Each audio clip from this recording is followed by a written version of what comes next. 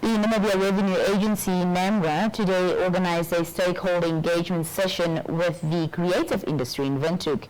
The gathering aimed to shed light on tax registration and compliance, offering valuable insight into tax return filing for artists while fostering mutual understanding. Joining me now on the line is Yarkekuro Ndorokade, who's the Chief Strategic Communications and Support Engagement at NamRA. Mr. Ndorokade, good evening and welcome to the show. Yes, good evening, Nina. Thank you for having me. To start with, talk to us about, what prompted the organization of this engagement, particularly with focus on the creative industry. Yes, thank you so much. It's all part of our stakeholder engagement strategy. You might be aware that last year we concentrated on engaging the various stakeholders in the region. However, the approach this year around has been to be industry and sector specific, because when you call an engagement and everybody attends it and you're from various sectors, you might not adequately deal with things that are peculiar or unique to certain industries and sectors. And that really has been the approach. You might have seen that towards the mid of last month, we were engaging political parties as well as political leaders, including the head of state. And we also engaged organizations such as your Chamber of Mines, the Hospitality Association of Namibia, as well as the Agricultural Union. All of that was just targeting the various sectors. We also then are alive to the fact that the creative industry is an amalgamation of so many sectors, so many activities, economic activities that are taking place. And therefore you would need a specific moment, a specific session with them so that you can attend to things that are peculiar to them. And hence the organization of the stakeholders engagement that we just concluded now. Mm-hmm. And what were some of the concerns raised by the creatives, present, and how does NamRA plan to address these concerns? Well, I must say that as we intended it as a platform where we get to learn about each other's unique conditions and the factors that apply to us separately. And indeed, it was a great learning from us as the Namibia Revenue Agency. It gave us an opportunity to first appreciate, when we're talking about creative industries, who are we actually talking about? What do they do in that space? And you would then realize that that list that is included in creative industry is such a long list that you can actually not take them as one sector, because if you do so, you will not be able to sufficiently respond to what they need. Mm-hmm. Now, in respect of the things that they have raised, obviously it was issues around, as we expected, around when do you register, who's supposed to register, what is even tax, and how does it apply to people who are, create their own income through their own either hands or whatever skill they employ, and how does one get to a point where you are now able to register and you keep proper records, because it's all on account of proper records. Because for us, it would not matter what you do.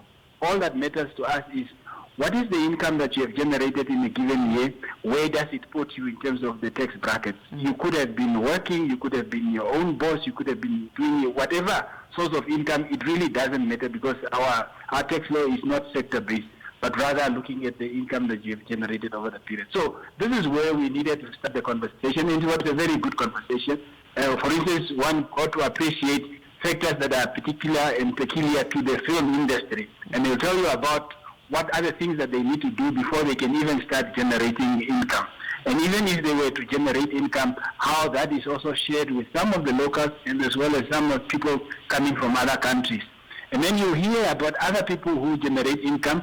They are in Namibia, but the source of their income would not be Namibian source. And in terms of our tax system, anything that is generated in Namibia or deemed to be in Namibia is what gets taxed. So it was a conversation around that, really getting to appreciate each other and the specific dynamics that are attended to the various persons, whether it's in the Namibia Revenue Agency or the various players within the creative industry space. Mm-hmm. Mr. Ndorokade, just something concerning, compliance. How would you assess the level of compliance, both in taxation and customs, within the creative sector? Well, that's a difficult question, and that's a concession that we make, because the conversation started with how do you classify them? For you to be able to say, here's your compliance level, I should have been able to classify to say, this is the one class.